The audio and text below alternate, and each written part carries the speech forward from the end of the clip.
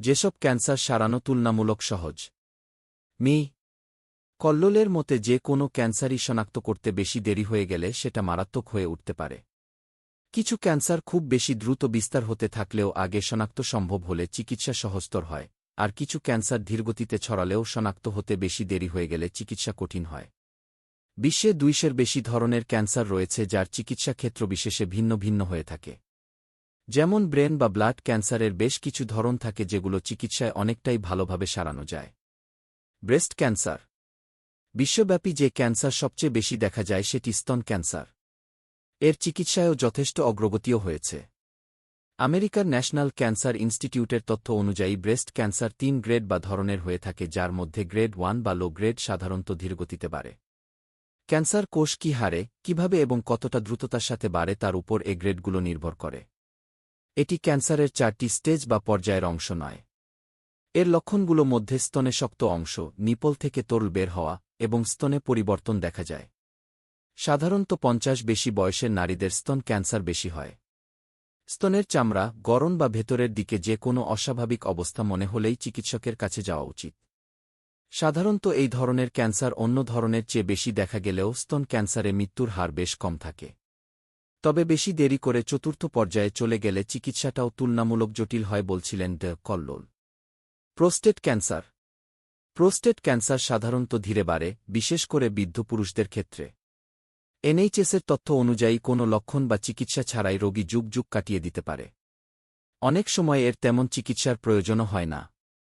প্রাথমিক পর্যায়ে চিকিৎসায় সম্পূর্ণ নির্মূলও সম্ভব।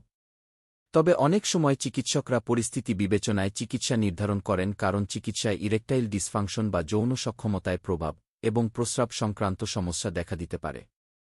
এজন্য ছড়িয়ে পড়ার ঝুঁকি অনুযায়ী চিকিৎসা বেছে নেওয়া হয়। আর বাংলাদেশে এর চিকিৎসা খুব বেশি হয় না, কারণ রোগীরা সাধারণত দেরিতে চিকিৎসকের কাছে যান যখন কিনা খুব বেশি চিকিৎসার সুযোগ থাকে না। তবুও এর বৃদ্ধি ধীরগতির হওয়ায় এটি সেরকম দ্রুত ভয়ানক অবস্থা সৃষ্টি করে না, বলছিলেন ড. কল্লোল। প্রাথমিক পর্যায়ে লক্ষণ কম থাকলেও প্রস্রাবের সমস্যাকে প্রাথমিক লক্ষণ হিসেবে দেখা হয়। যেমন বেশি টয়লেট যাওয়ার প্রবণতা, মূত্র নির্গমনে চাপ এবং মূত্রাশয় পুরোপুরি খালি না হওয়ার মতো অনুভূতি। এটি যেমন ধীরগতিতে বাড়ে তেমন প্রাথমিক পর্যায়ে নির্ধারণ করা গেলে সুস্থ হওয়ার হার অনেক বেশি। কোলন এবং রেকটাম। কোলন ক্যান্সার বৃহদন্ত্রের ক্যান্সার নামেও পরিচিত, আর রেকটাম হচ্ছে মলদ্বার।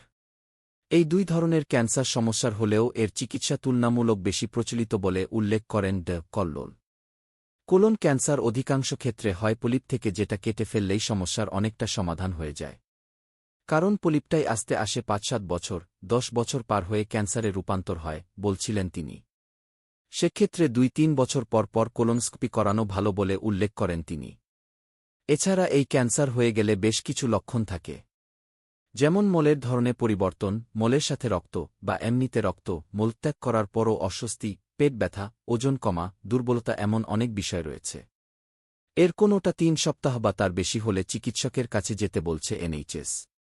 পাকস্থলীর ক্যান্সার।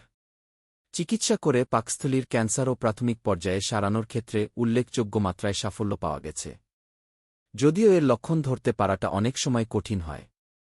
এক্ষেত্রে এনএইচএস যে লক্ষণ উল্লেখ করছে এর মধ্যে রয়েছে বুক জ্বালাপোড়া বা অ্যাসিডিটি, খাবার গেলার সমস্যা, শরীর খারাপ লাগা, হজমের সমস্যা, খাবার অল্প খেয়ে পেট ভরে যাওয়া, ক্ষুধামন্দা, পেটের উপরের দিকে ব্যথা বা দলার মতো বোধ হওয়া, হঠাৎ ওজন কমা, এমন বিষয়ে 3 সপ্তাহের বেশি লক্ষণ থাকলে চিকিৎসকের কাছে যেতে বলা হয়।